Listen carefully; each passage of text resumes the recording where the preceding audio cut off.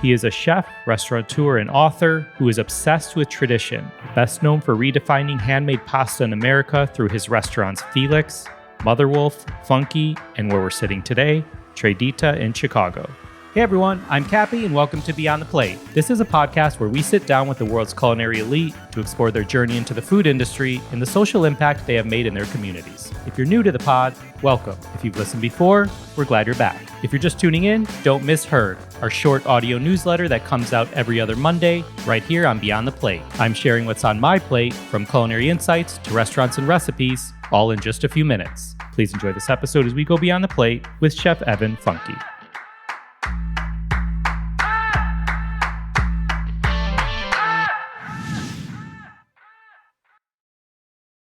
Before we get started, can you set the scene for our listeners and just share where we're sitting right now? Sure. We are sitting in the main dining room of Tredita in Chicago at the St. Regis. Love it. Okay. I'm very excited for this, Evan. So I've thought about a lot of different directions to get going on, but I'm kind of like diving right in. Well, everybody's got a plan until they get punched in the face. That's right. All right. Your story highlights discipline, devotion, and some may say doing things the hard way, which does not sound like a glamorous path. Why did you choose it? That's a good question. I think it was the absence of discipline growing up as a child. My parents had an invisible format in raising children. There were 5 of us, 4 boys and a girl, and very free-spirited, very creative family. My father's a multiple Oscar-winning director of photography. 2 of my brothers are musicians, DJ. My sister worked in fashion for a period of time. My youngest brother is an eyewear designer, so very creative family. Growing up in the household, we were never told to clean our room or do our homework or you've got to go to college or whatever. So I think it was the absence of discipline that left me feeling wanting for structure, discipline, difficulty, physicality, mental gymnastics, something that would embody all of the things that I was yearning for. And the kitchen kind of solved a lot of that for me. When it comes to making pasta, I like to do things that others are not willing to do, or I like to march to the beat of my own drum. I was told that from a very young age. When I chose making pasta by hand, it was because I wanted to do something different, do something difficult, do something that not a lot of people had the dedication to do. Was cooking part of your childhood at all? My mother was raised in North Beach in San Francisco, in Little Italy, by a collection of Italian families. Her mother worked for the U.S. government at the Presidio and was not as present in my mom's life. So she was kind of raised by proxy by Italian families. And a lot of those dishes that she experienced as a child ended up on our table growing up. So pesto genovese, ragu bolognese, things of this nature. And some of my earliest culinary memories are kind of based on those visits to North Beach in San Francisco, Liguria Bakery, and the Florida Italia, and those long-standing old Italian-American restaurants. But most of what I ate growing up was overcooked hamburgers and mac and cheese and things of that nature. My mom cooked for 7 of us every single night. Very much present. I really didn't get into cooking until much, much later, until 19 years old. Got it. And I'm the only chef in my entire family. Yeah. What kind of things were you into as a kid? My parents sent me to art school when I was about 12. Okay. I played the drums for about a decade. Very musical family. I rode English dressage horses for some time. My older brothers were very much into skateboarding. So at the house, we had a half pipe at the house where we grew up. So it was like this, constant rotating circus of latchkey kids coming over to skateboard. So it was a very lively household. But I mostly kept to myself and was quite creative when I was growing up. Is there a certain memory? It sounds like it was many things about how you were raised, but is there a certain memory that you think defines who you are today? Definitely not in my childhood. Yeah. Where I truly found who I was as a person and as a chef was when I moved to Bologna in 2007. It changed me through and through. And I had cooked for 7 years under Wolfgang Puck at Spago at that point. So French, Asian techniques, all of that kind of just went out the window as soon as I walked the markets Really? of Bologna and saw this incredible reverence for seasonality and ingredient and history. And I completely fell head over heels in love with the approach of general life in Italy. That's wild. It defined my current path. It was a 3-month period in my life. I didn't go to college. Out of high school, I was lost, joined the Marine Corps, never went to culinary school instead. I wanted to be a firefighter ultimately. So at that time, no one was hiring in the Los Angeles Fire Department or the county fire department. So the best way to do that was to join the Navy or the Marine Corps to become a firefighter on a ship. And then it was like streamlined. So that was my plan. So I started to be an EMT at Santa Monica College, took some random courses, but nothing really fit. Nothing fit until I found a place in a kitchen and found the camaraderie, found the structure, found the discipline, found everything that I was searching for. The things that people search for in any team-based environment, whether that's sports or whether that's racing or whatever it is, the team atmosphere was what I was really after. Before cooking, do I have this right? Were you a massage therapist? Indeed, I was. I was a professional massage therapist for maybe 18 months or so. I studied shiatsu, over 500 hours of studying shiatsu at the Tao Healing Art Center, which is now closed in Santa Monica. And it was a time for sure. Were you interested in it or was it just something to do? It was about connection. It was about spirituality. It was about an understanding of your higher self and understanding how energy flows through your body and the healing nature of what massage actually is. And I think it was misguided because, not to put too fine of a point on it, but the energetic passage of what we do as cooks and chefs and in the hospitality industry is kind of the same mechanism. We want people to feel good through the experience that we present to them. And this is something that can never be replaced. No matter how much AI and technology exists in the world today, you can never replace the connection between host and guest. That passage of energy, that love that's expressed, the emotion that is felt through the experience can never be replaced. And I think that was what I was seeking. Looking back at that, the whole hands thing, repetition, Yes. pressure, you know where I'm going with this. I could have found the same thing in pottery. But it just didn't occur to me like, oh, maybe I'll go study pottery because it's the same motions. Yeah. It's the same mechanics. It was very meditative. It is very meditative for me to watch you work dough in a rolling pin. It wasn't always Sorry, I called way. it a rolling pin. It's a rolling pin. Okay. But it wasn't always that way. Now you rolled well over 35,000 sfolia at this point because this is upwards of 20 years of doing this practice. And it very much is a meditative state. That's why most of the time I don't talk to anybody. If I'm teaching, I don't talk. I say, please observe while I'm rolling. I love that. And then hold your questions till the end, because if you try to have two conversations at the same time with two entities, someone is going to get misinformation. Rolling sfolia is very much a conversation between you and the stick and you and the sfolia, because it has its own language. And learning its language is one of the most difficult things to do because it takes repetition and failure to get to the point where you understand what it's trying to tell you. I'm too dry. I need flour. I'm wet. I'm tight. I'm loose, whatever it is. And learning how to attack that situation with the right tool. So if you're trying to talk while you're doing that, you don't speak as clearly as you can. So I always kind of ask people to just hold your questions until later. So very much a meditative state when I'm doing that. And it's very much a dance. I love that. It is a dance. And when you're talking about that, I'm reimagining when I was in culinary school and a chef instructor would do a demo. And there was always that student in your class who just kept asking questions. And I'm like, yo, dude, let him fucking do the demo so we can watch this to see how this works. Did you love your time at culinary school? No.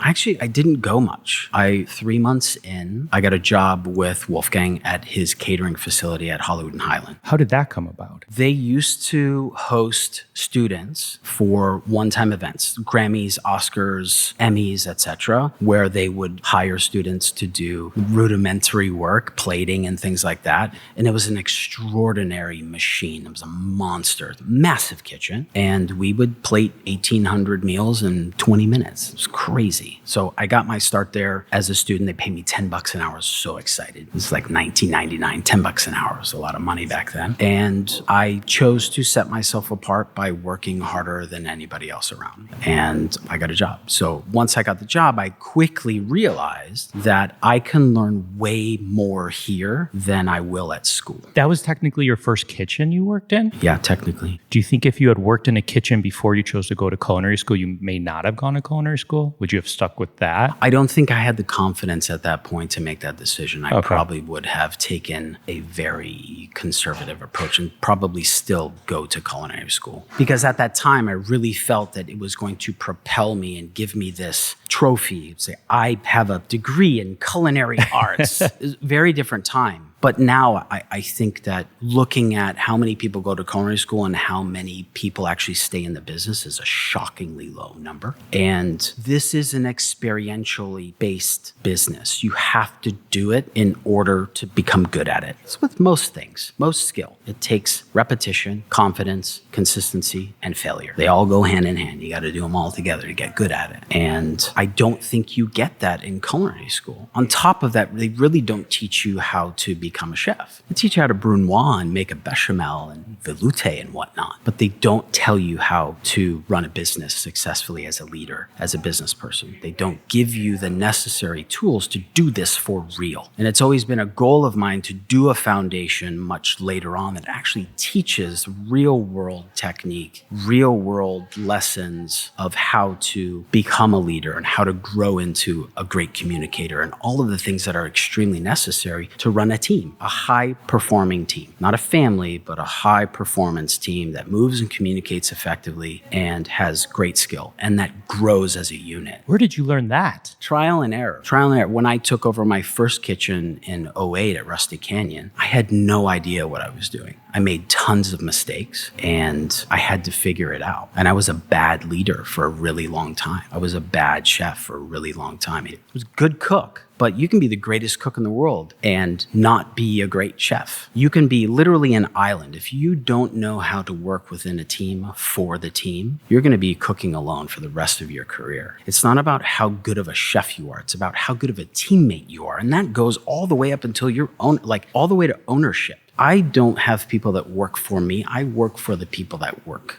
I work for them. How can putting myself in a position to never take anything from the people that work within these restaurants and being of service to them so that they can grow. Do you love that, like mentorship part? It's the reason why I'm still doing this. As difficult as it is, it's the most difficult time to be of service to people. Well, I guess if you are an island, like what's the point? Technique is technique, but if you can't learn how to be open-minded, listen, continue to contribute in a healthy way so that the team overall grows, technique is meaningless. Yeah. So when you worked in the kitchen at Spago, is there a lesson or story that you take? I know there's many a day, but that you take with you or have taken with you throughout your culinary career. Maybe it's just in general, maybe it's Wolfgang himself or Lee was there. Lee. Yeah. Any of them? So many lessons. That was your culinary school. It really was. It taught me a lot about organization, not just mise en place, but time, space, and movement. How to quantify speed within a kitchen.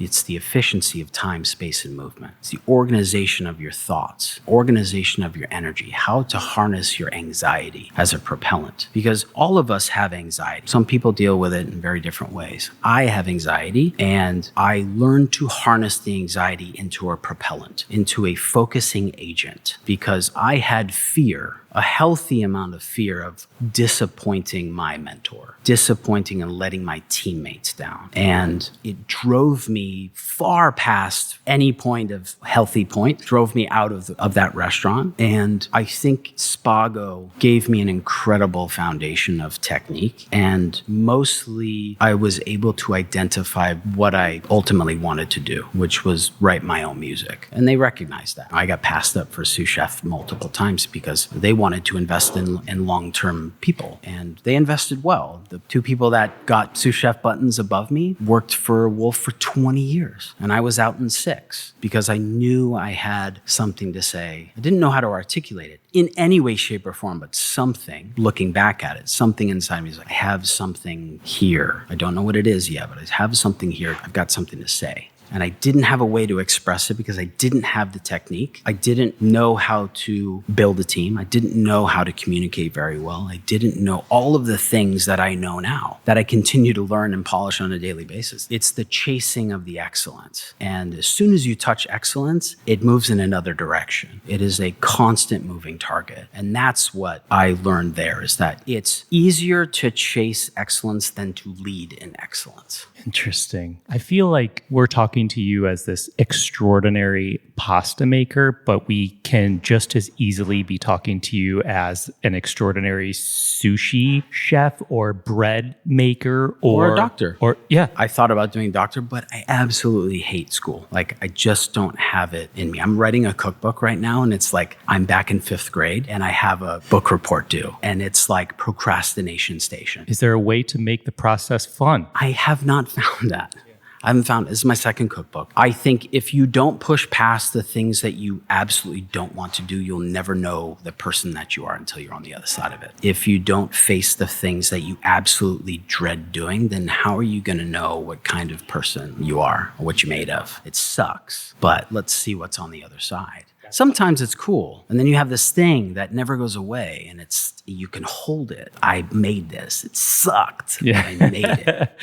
That's my classic culinary school example of when the chef would say, go to a station to do X. I tell people that are going into culinary school, I go to the station that I know the least about. Why should I go to the station that I know the most about? Yes, repetition and doing it better. But also good, comfort, and you want to look good. But I want to go to the thing that I know I need to learn. That's a very mature mindset. There are few people that would choose that. And it's an interesting concept, especially now with how people view this industry, because it's very cyclical. Back when I first went to culinary school, it was Emeril and Mario Batali, and it created this surge of people that all of a sudden wanted to go to culinary school because of what they saw, the celebrity of it, the glamour of it, and then it fell away. And in some ways, it went back to becoming a blue-collar job, and now it's got back to this resurgence of popularity, and it's very sexy to be a chef and all this other stuff. And what a lot of people don't realize is that if you don't absolutely love the crust and the crumbs of this business, you will literally hate your life. You have to love every aspect of this business in order to be good at it. And it's not all fun. It can be. When it's really fun, it's great. When you see things click in people, when you see a service that is performed and executed flawlessly, it's the greatest feeling, most fulfilling feeling that you can possibly imagine. I know what winning the Super Bowl is all about. All right, I went off on a tangent. I don't even know where I'm going. No, you're good. I love it. Can you, speaking about mastering a craft, share a little bit about your time when you went to Bologna for the first time? What was going through your mind, like on that flight over? I was scared shitless. I didn't know the language. I didn't know anyone. I had very little contact with Maestra Alessandra and everyone at the school. I had rented an apartment that I didn't know where it is. There was like MapQuest. The iPhone had just come out. So it was like flip phones, no texting. You had to go to internet cafes to send emails. This was analog. Life was not as easy as it is now to communicate with people. I'd never gone to college. It was the first time I was out of the United States for any lengthy period. But I was incredibly eager and very excited at the possibilities. And it ended up being a pivotal moment in my life. And I'm so glad that I did. I've never looked back. It completely changed. It changed my cell structure, to the core, to the nucleus of who I am. That city, I was just there literally 5 days ago. It changed me to the core. And it opened up my mind to things that I'd never even thought were possible within me. Yeah, I was going to say, what did you learn about yourself through that experience? Most of it wasn't really about pasta. Most of it was about who I wanted to be and how I felt, because there was no prerequisite. Nobody knew me. Nobody gave a shit that I had cooked for Wolfgang Puck. I was just a student from Los Angeles wanting to learn, and I could be whoever I wanted to be. And that was a very freeing thing for me, because I'd never experienced that license. Because in LA, I was like, this is who you are. This is how people see you. This is how you should talk, how you should dress, whatever it is. There, I was able to express myself in a very different way. That's awesome. And literally found out who I was in a 3-month period in Italy, struggling, getting lost, and not understanding a lot of what was being said to me, but writing everything down and recording as much as possible and taking photos with a camera and just documenting as much as possible, because I wanted to make sure that not only could I honor that thing that I was going through, but I wanted to remember as much as possible, because the reverence that I experienced for this culture and this cuisine and the history of this one city, I wanted to make sure that I could tell the best story possible in the most authentic way possible, with the most reverence and respect possible, because that was the gravity of this thing. I wanted to cook this food. I wanted to have this flavor and bring it into a restaurant and say, look how fucking cool this is, because nobody was doing it. I looked, Los Angeles, no one was making pasta by hand. Nobody. With a stick? Are you kidding? Nobody's that nuts, because you can't make money doing it. So I then had to figure out, how can I make money doing this? How can I run a successful business doing this laborious time suck? How do I do it? So I had to figure it out. So a lot of the techniques that are out there today did not exist. I had to create them. I had to build the systems. Year after year, service after service, failure after failure, I had to build them so that it made sense. So when I went to Janet Zuccarini in 2017 and said, hey, let's put 144 square feet in the middle of your fucking dining room, and let's encase it in glass, and let's make pasta for everybody to see. Are you insane? That's like a loss of over $250,000 in square footage. The amount of seats produces that much money. How did you talk her into it? She understood where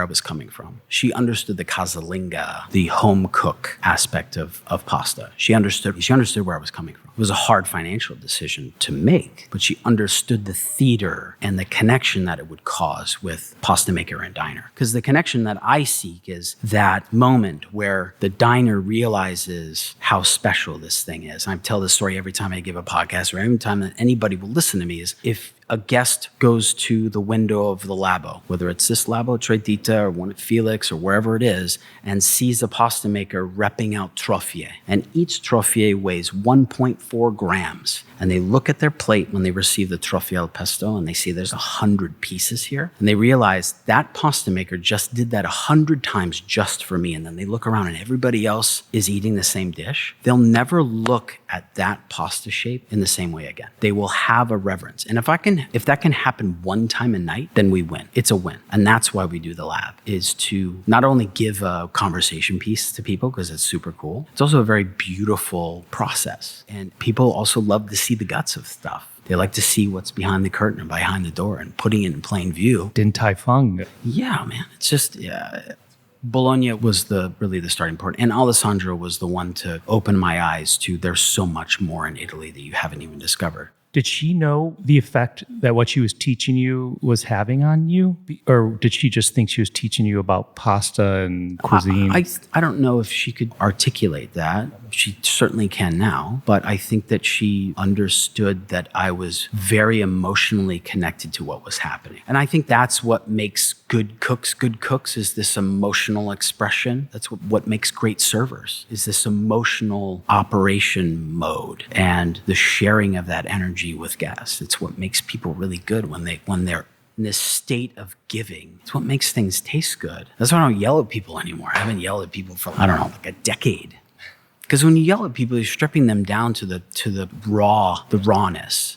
And after that, it's not good for you. It's not good for the recipient. Nothing really gets achieved other than bad feelings. And then the food doesn't taste good, because that energy is then transferred to the guest. It's interesting. Everything is energy, man. Yeah. Everything is energy. I'm big into that. I love that. So was that a little bit of a mind fuck coming back 100%. and working at Rustic Canyon? Yeah. 100%. Okay. Because I'd come from a very turbocharged environment. It was totally a mindfuck because I'd come from a turbocharged environment, very, very intense, like very intense. Old school brigade, just all of the bad things and all of the cliches that you could possibly imagine that you read in Kinship Confidential, all of the things. And because that's just like how things were done in the early 2000s. That's how it was. And I'm not trying to glorify it in any way, shape, or form because I was a participant in it. I was an observer of a lot of it. And it took me a really long time to course correct and rid myself and my style of management of the bad habits that I learned at my foundation. It's really difficult. I had to remediate my style approach of leadership, mentorship, and instill a level of gratitude, compassion, understanding, and listening. And that's what has given me the success that I have today.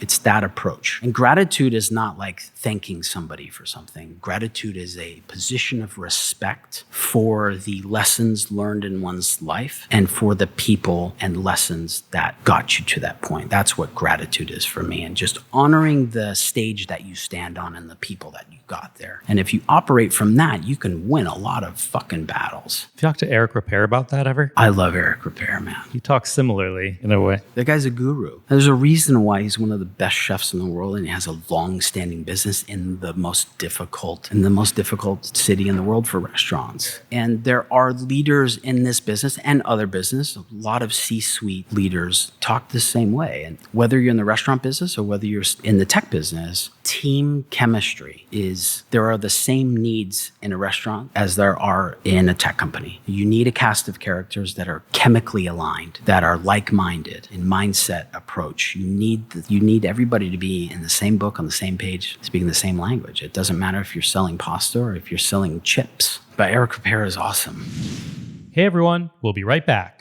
This episode is brought to you by our friends at Mill. Mill is a food recycler for your home. What exactly is a food recycler? We have the perfect person to explain more. Who better than the co-founder and president of Mill to tell us all about this sleek kitchen item that can change the world one banana peel and avocado pit at a time. I'm with Harry Tannenbaum.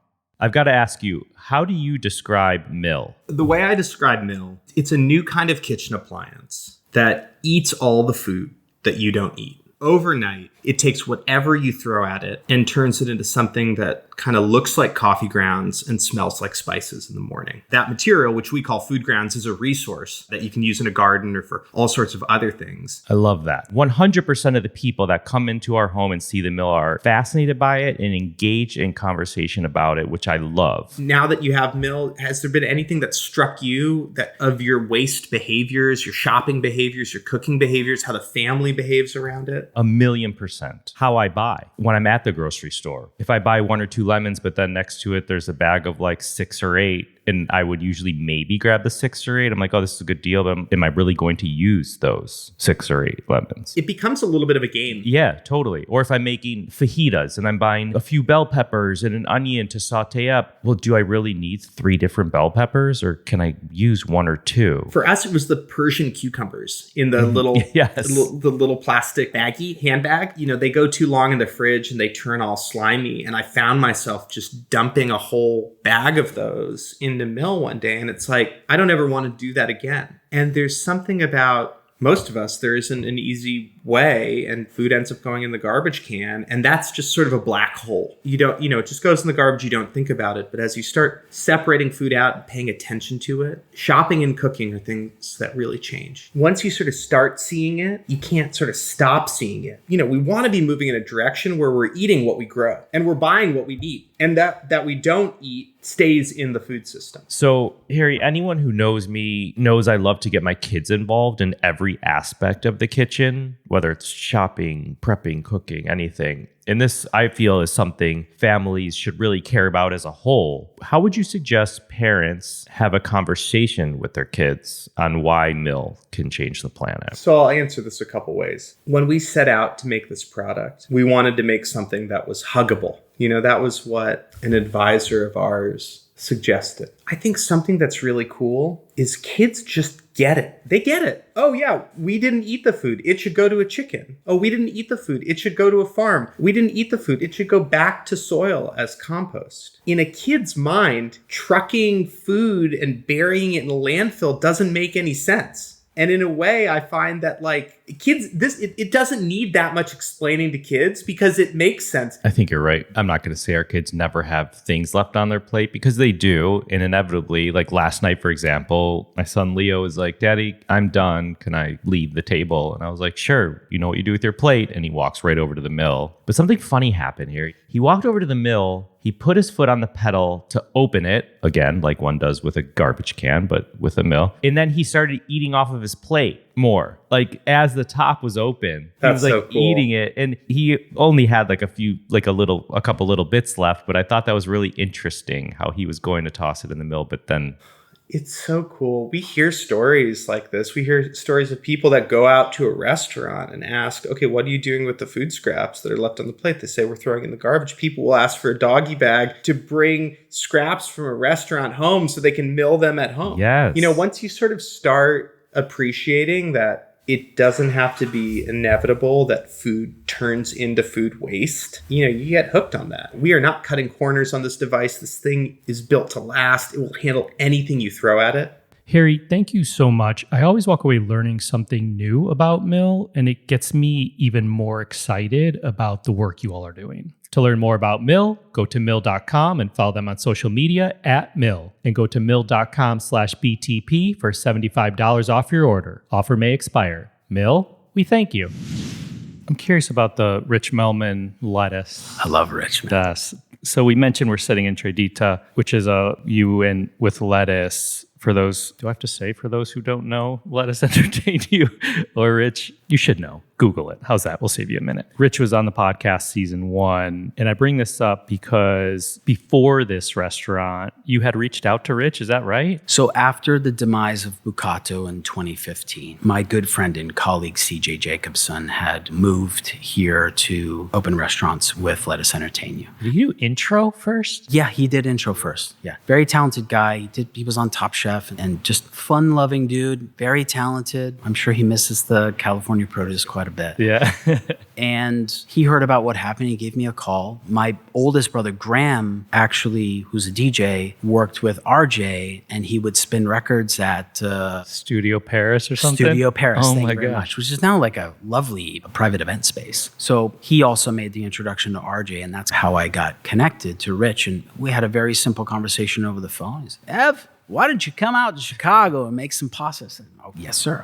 I'll be there. So I came out and cooked some dishes and ended up moving to Chicago into self-exile because after the bankruptcy of Bucato, that experience, which is the greatest failure and also the greatest life lesson that I've ever learned, I was very keen to relearn what I didn't know or relearn the things that had been taught to me in the wrong way. And I was able to identify in great detail my massive lack of understanding of the business. And as Let Us Entertain You, they are master operators. Over 300 restaurants in 50 years, 150 still in operation, billions in gross sales. I mean, master operators, but it's not purely financially driven. They understand how to identify talent and grow people. And that's where I was like, this is interesting. So I moved here for 9 months. I lived on the Dearborn, the Embassy Suites in a hotel room for 9 months. How was that? In some ways, it was very difficult. It was another period of my life where I learned a great deal about myself and about the approach I wanted to take in cooking and in leadership. What did that look like? Were you, this is a horrible way to put it, checking out their different restaurants, like how they operate? Certainly. Any restaurant that made pasta, I bounced around in. And there's a lot of them. Yes. But I did most of my time at RPM Italian. And you probably learned that was like that 9 months is probably a master class in restaurant operation. Crazy busy. They would do like 1,200 covers a day. And it was under Doug Saltis when he was running the restaurant, who's also a beast, very talented chef. And I had actually read his book as a young cook. Oh. As a young cook. I still have a copy of it. But I learned quite a bit about operations, and that's really where I was lacking, and about how to be a good leader. Obviously, it takes a lot of your own personality to make leadership stick. How you communicate with people effectively, and learning operations and the art and the science of being a chef. You can understand the art and the technique and the creative things. I had that, but I didn't understand the science of running a business and what it takes to know, at least have a mechanical sympathy of all of the things that as a chef you should understand. If you don't understand them, you better Ricky fucking tick learn them quickly, because if you are managing it, you should understand what you're overseeing. And if you don't, you're in trouble. You don't have to know how to do it 100%. I can't write a spreadsheet to save my life, but I know how to read a P&L. It's those types of things that I learned here. It's the mechanism of running a restaurant, the back office functionalities I learned a lot here. And I worked on and off for Rich and Lettuce since 2015. And Rich and I always talked about doing something really special together. And it wasn't until right after COVID where this amazing space came into play, and he gave me a call and said, "You want to open up a restaurant?" I said, 100%. But in that same 18-month period, I opened 4 restaurants in 18 months. Because during COVID, since I had experienced what restaurant death really was about, I had no fear going into COVID. I understood that this too shall pass. Tutto passa. Everything passes. This was not restaurant death. I understood that the 2 industries that would creatively navigate out of COVID would be the movie industry and the restaurant industry, because they're populated with very high functioning creatives. We were able to get out of it. And no one wanted to do restaurant deals in 2020. I was like, I'll do it. Let's go. Let's do it. This thing's going to end. Let's do it. So I built out my portfolio into 2026, essentially, but it was like that's rapid wild. Succession. It was bananas. That's really crazy. Were you nervous coming out of Bucato? Were you nervous going into Felix? Or I think if you're not nervous in this business, you're not ready. If you don't have a little bit of fear about going into business in this business and doing it for real, like, you're not ready, because there's so much that can go wrong. It's the death of 1,000 cuts. And it takes a really, really long time for restaurant death to realize, because so much of what we do is small incremental adjustments to make the business work. It's a little bit here, it's a little bit there. Let's shave here, let's shave there. Whether it's labor, let's look at buying chemicals from a different vendor that's slightly cheaper. This is a game of pennies, much like football is a game of inches. You are either in the end zone or you are not. This is a game of pennies, nickels, and dimes, and the compounding effect of that. And there's literally thousands and thousands of ways that you can bleed out financially in this business. And if you're not looking at everything, and if you don't have a team that's looking at all of the corners and what's behind the doors, and it's going to wreck you. And that's what happened to me at Bucato. And that's what I learned how to do here. Got it. Is how to look at everything how to look at everything with a team of people that are like-minded into doing the best they possibly can to make a space and a team successful. That's what they do here. Yeah. Okay. You make pasta by hand without a machine, and stress the importance of carrying that tradition on that you have learned. How important is that to you to carry on that tradition? That's the ultimate importance. Less and less people are inclined to sit with their grandma who's 90 and let her spin a yarn about how she used to make pasta since she was 6 years old. There's far too much distortion and distraction in the world today for young people to have that level of attention to do that. Today, the information, you're drinking from a fire hose, and it's really difficult to focus. Very true. And no matter if you're turning on your iPhone for your focused setting, like, it's incredibly difficult to remain on task for the majority of people, including me, because I want my pre-iPhone brain back, to be honest. Yeah, I was going to say, what's your relation? I'm thinking about going back to a flip phone, to be perfectly honest.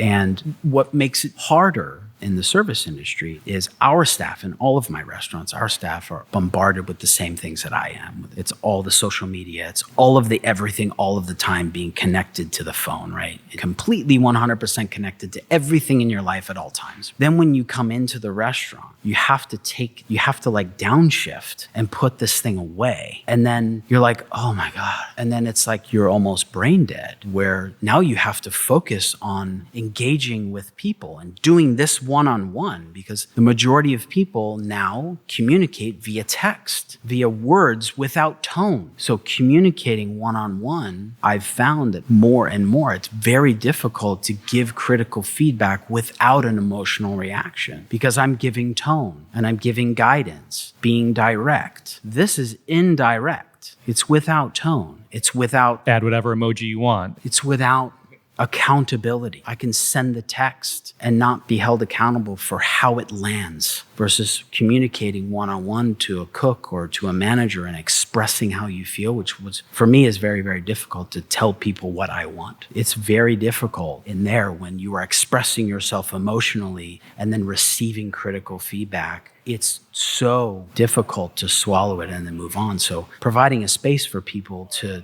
feel that without getting hurt by it is one of the most difficult things to do. Is that building that environment, you have to do it from the beginning. You cannot build that retroactively in a restaurant. It has to be from the beginning. This is how we do things. This is who we are as people. This is where we're going. And a lot of the times it takes 1 or 2 years to get to the point where you have a team that understands the whole. Yeah. When you teach someone about making pasta, what's your hope? Is your hope that they carry it forward, or? For me, I have to select student. I have to select someone who has the right mindset. So a lot of cooks come to my restaurants and want to work for me, and they want to go in the lab. And as soon as they taste it, they're like, no, I can't do this. It takes a lot to stand in one place for 8 hours and rep out 3, 4, 5,000 of the same thing and be mentally okay with it. It takes a certain animal to have the mental calmness of this meditative, repetitive thing. You have to be a really calm soul to do it. And if you're easily distracted or you can't work in a box, this thing is a social experiment. I'm just going to be full transparency. The Labo is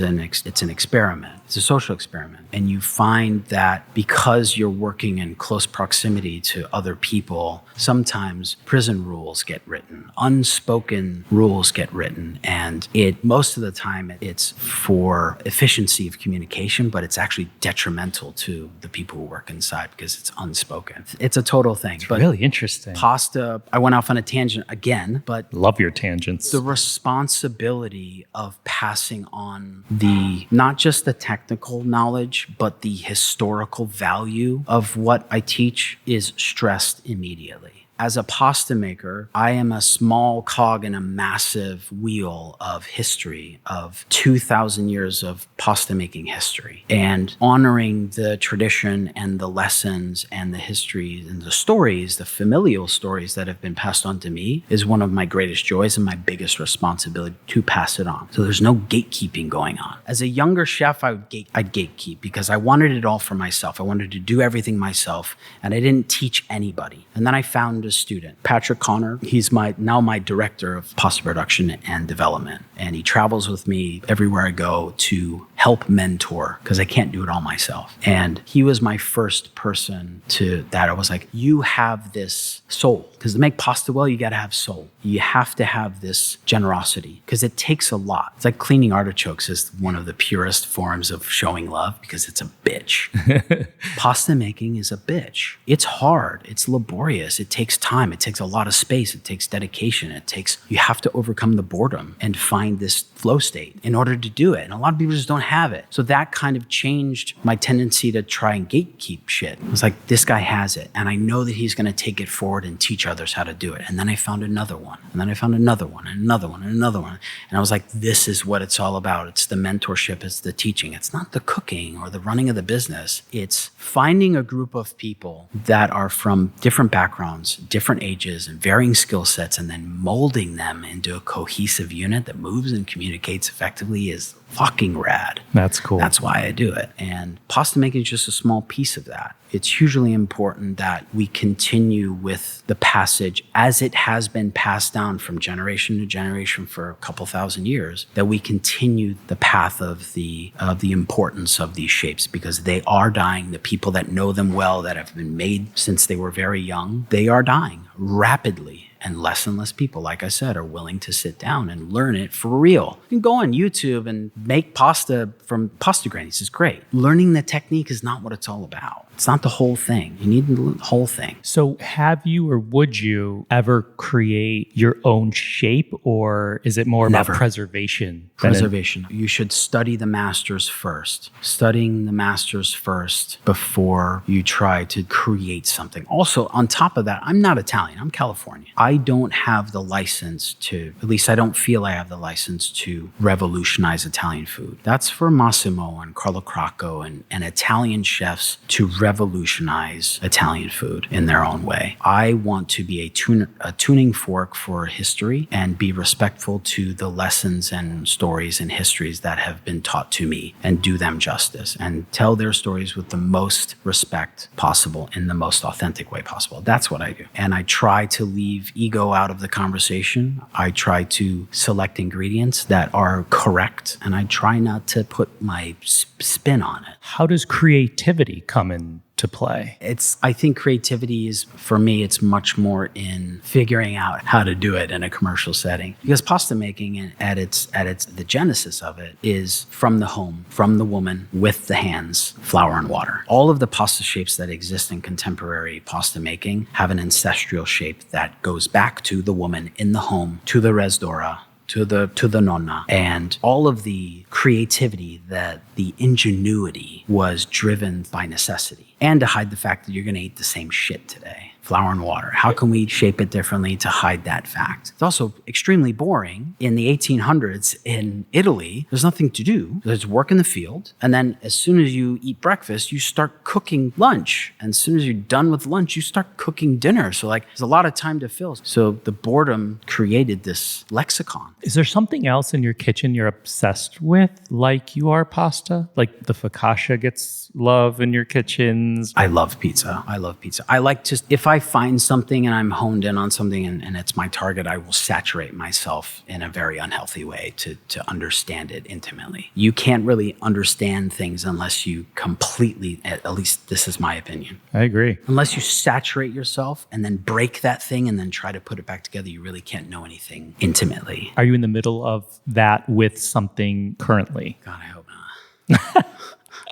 No, 2025 has been extremely challenging just for overall restaurant, but also for my family and my businesses. We obviously had the January fires in Pacific Palisades. My parents lost their house, and then we had a fire at Funke. And I think that the breaking of those things, the breaking of homeostasis, I'm obsessed with how we got to that point and studying the failures that happened, whether they were self-inflicted or universally inflicted. It was just time for it, but understanding what we could have done better in order for that not to happen. I like to study failures in the same way I study victory. People, when they fail, they feel it viscerally. They're like, how the fuck did this happen? How did I get here? And they obsess about how it happened. But when they win, they're like, fuck yeah, what's next? And they don't study the victory with the same intensity as a failure. Yeah, that's very engineer-like. I watched Formula One, and I have since I was a kid, since Michael Schumacher is like Ferrari and all that. And the way that the Formula One teams assess themselves after a race is super raw. It's no holds barred. What did we do well? What didn't we do well? What do we want to repeat? What do we want to replicate? What do we want to change? Who did what? All of the things that happen, they go through the entire race. And I find that it's really, really hard to do because you have to have everyone who's involved be okay with this kind of feedback and the criticism. And I learned that through the bankruptcy. I never wanted to do it again. And then when I overcame the failure, I had a victory. And I was like, okay, how can I duplicate this? How can we do this again? So I started studying them in the same way, with the same energy and the same emotion. Instead of just saying, what's next? If I was a stoic, I'd be like, okay, that's great, let's move on. But study it. Study your victory in the same way that you study your failure, because they go hand in hand. Yeah. On the way down here, half of my time was listening to another podcast that you were on. Half my time I was listening to Jay Shetty interview Mark Rober, who Mark's an engineer. He worked at NASA, Apple, but now he's like a YouTuber. He teaches kids about robots and science and engineering. So much math. And he talks about his engineering, like the process of an engineer. He's like, we just make shit and break it.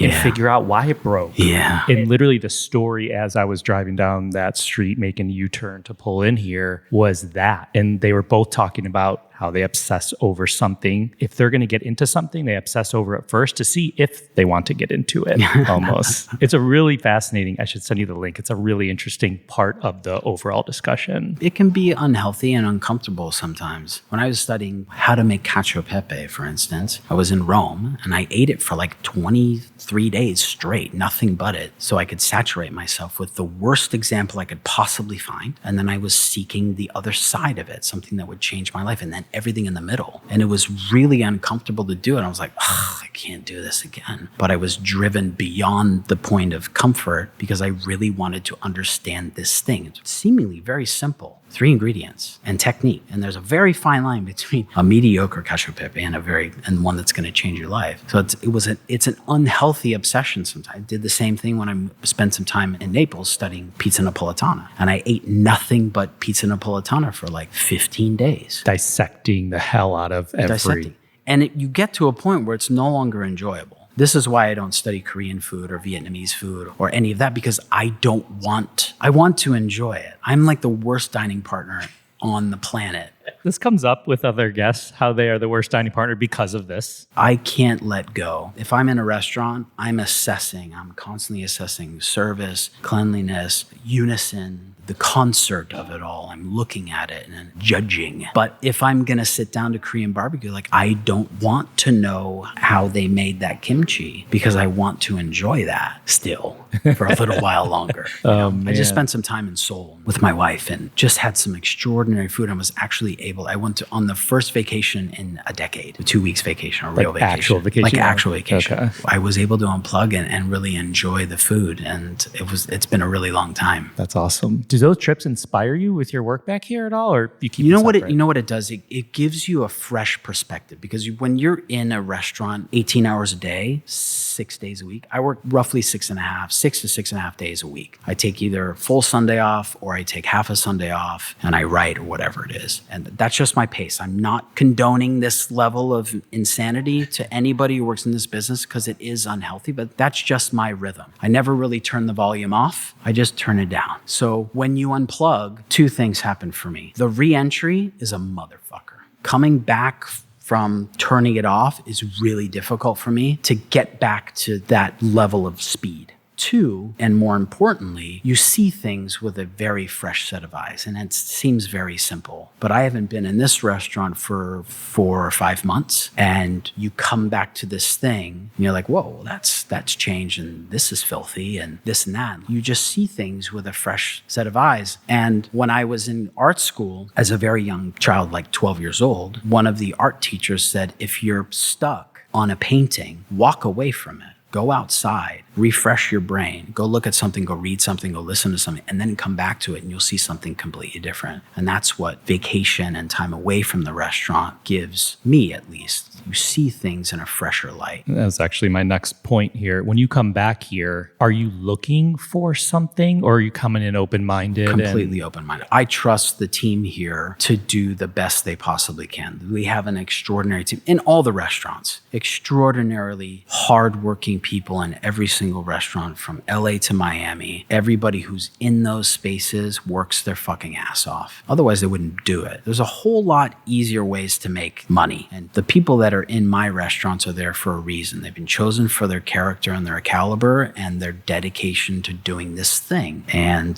so I trust them to do the best. Obviously, things happen and sometimes you have a bad apple and whatever. Life happens. But that's within the sequence of a life of a team. It all happens. It ebbs and flows. And I'm not looking for things to point out. Come in as open-minded as possible. And I'm in constant connection with weekly check-ins and touch bases and all that. Everybody, upper management, middle management, as much as possible. Being in the restaurants in Los Angeles, if I'm in LA, I'm at the farmer's market, I'm in the spaces, talking to people and touching base, because I feel if you cease to contribute to the health and growth of the team, you're all done. You one day stop wanting to clean artichokes with your team, you should probably find something else to do. For real. As soon as the contribution goes away, you should probably find something else. When you can't identify the ROI to the recipient that you're in currently, I found what helps is finding another recipient. Not necessarily stopping doing what you're doing, but finding another way to give the same things in a different way to a fresh set of eyes. Because for me, I really feel you don't really know what you have to give. You don't really know what you know until you try to teach somebody. And then that gives you a secondary opportunity to learn it again in a different way, how to say it a different way. This is why I continue to do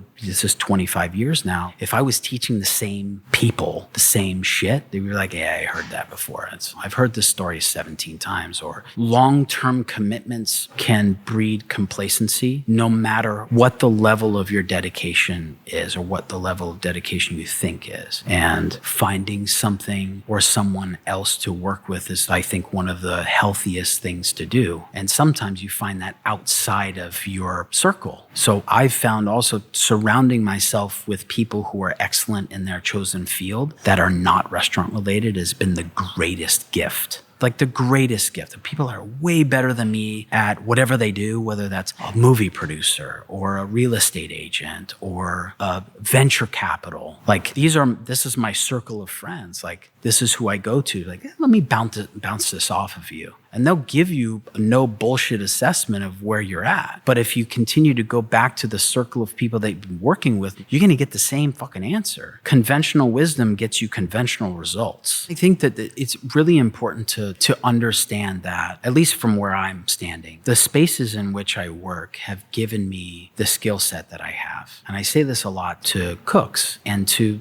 front of the house and everyone who works within the space. I'm providing you with an environment, a target-rich environment to get good at what you want to do for your life and provide you with a skill set and a safe place to do it. All the while, I'm going to compensate you for the time you spend in this space. And all I ask is that you show up on time and work as hard as you possibly can. And over time, they lose sight of that. A lot of the times they lose sight of that because things get in the way and they get distracted or whatever it is. But I never lose sight of the spaces that I've learned in and always paying homage and respect those places. Everything, I think, truly believe everything happens for a reason. Years of doing the same thing, but it's not really the same thing. It's like one movement is actually 17 movements, but it looks like one movement. That's what pasta making is. It looks like one movement, but it took you 10 years to learn the one movement through a series of 100 movements. The other thing is to teach someone how to do your job and replace yourself. One of the things that I try to do is I'm going to teach you how to replace me, not just for the eventuality of that happening, but so that you can see what I see and hear the things that I hear.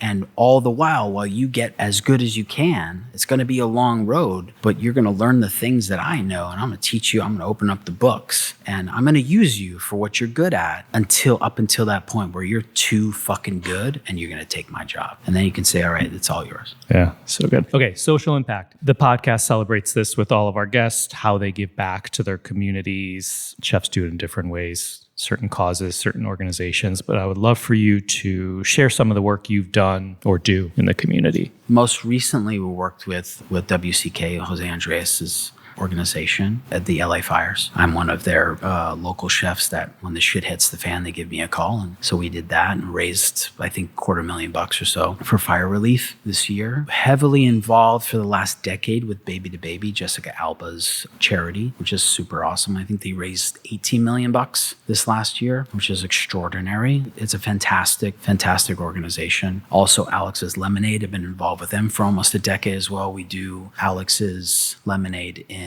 Philadelphia every year. We used to do LA and Philly, but it was a little too much to do both. It's a fantastic organization for childhood cancer. And No Kid Hungry. We recently did a barbecue with Wolf. Nice. Get to cook with Wolfgang again, which is always funny. He's just a great soul. He's one of the original guys to do it. So we try to give as much as possible, but the restaurant business is very demanding and we can only do as much as we can do effectively. So we try not to spread it too thin. But I think that community within the restaurant is the best place to give back, because if you can organize people with the right type of energy, they can then transmit that to the guests that come into the restaurant. And then those guests feel great through the hospitality that we give. And then they're nicer people in the world. So love that. Great examples. Thank you. All right, let's do a quick speed round. Then we'll close it out. Speed round. Number one. What did you have for dinner last night? Actually, we went to Crying Tiger. Oh, nice. Last night. It was fucking good. Not that I'm surprised, but like freshness, herbal notes, cocktails. And then we went to Sip and Dip Gus's, next door. Gus's. I love that name, Gus's. It's just really well done. Name a smell in the kitchen you love. Ooh, browned butter and prosciutto fat. Name a smell in the kitchen you hate. Cologne. Oh, we've never gotten that one. That's perfect, though. What pisses you off in the kitchen? Indifference. What makes you happy in the kitchen? Attention and intention.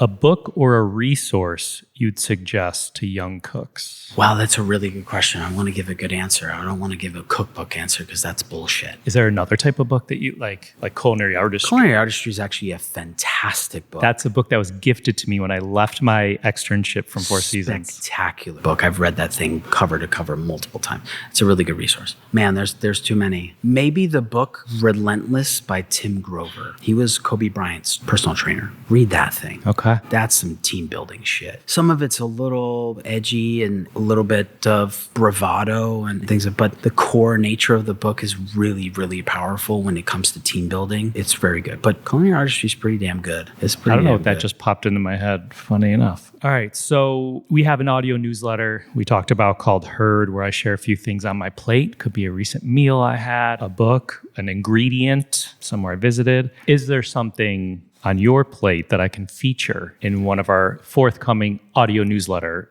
episodes? Well, I think like it came out earlier, but the Netflix Chef's Table, if you haven't watched it, go watch it. Yeah. It'll make you cry or make you hungry or make you want to change jobs and start making pasta. Those are the three responses that I've got. You made me cry. You made me think of my grandma and start wanting to make pasta. I want to change my career. I've gotten DMs from people all over the world about this thing and how it touched them in different ways. And a lot of it's about overcoming difficulty. Because I'm a candid guy and I wear a lot of emotions on my sleeve, and I think that people are attuned to that. Did you know I was going to get that response? I don't think I expected anything. I just wanted.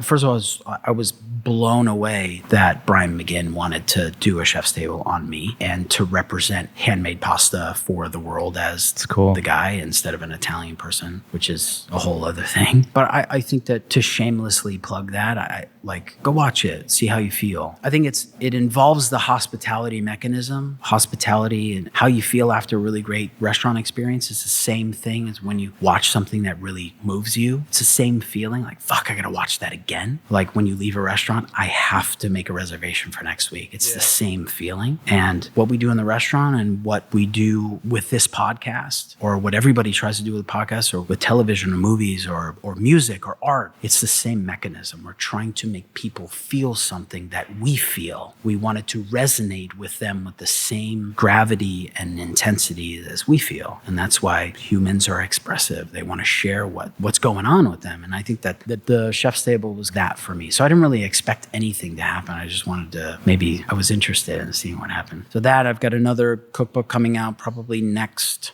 spring or fall. Nice. American's Foligno was one woman and one city. My second home of Bologna and Alessandra Spisi and her 15 shapes. This one is focused on Southern pasta shapes. And we visited with 3 women that have taught me these incredible shapes and sat with them and let them spin yarns. And it was a lot of fun to do that part of it. Yeah. Taking photos with Eric Wolfinger and Coleman Andrews. You know Coleman Andrews? Yeah. He's old school writer. He was like one of the first editors of the Savour, like original Savour magazine. Coleman Andrews, just awesome. He's a cool dude. He's been everywhere. Like he's cooked with Marcella Hassan and like, it's awesome. So that's coming out and nice. Maybe some more restaurants. Yeah, love it. Where can people find you? Depends on what city I'm in. So Funke, Felix, and Mother Wolf in Los Angeles. Mother Wolf at the Fontainebleau in Las Vegas. Tredita in beautiful city, frigid city of Chicago currently. And Mother Wolf in Miami in the Design District. Love it. Thanks, Evan. Thank you. Appreciate it. It was fun. Find all social media links for myself, Beyond the Plate, and our guests in the episode notes and on beyondtheplatepodcast.com. As always, a big thanks to the whole Beyond the Plate team. And if you have a moment, we'd be grateful for your support by rating, reviewing, and even hitting that subscribe button to the podcast. Don't forget to join us next Wednesday for an episode of Beyond the Drink, our companion podcast of Beyond the Plate, brought to you by our friends at Ford's Gin. Thank you for listening to Beyond the Plate. I'm Cappy, and remember, there are never too many cooks in the kitchen.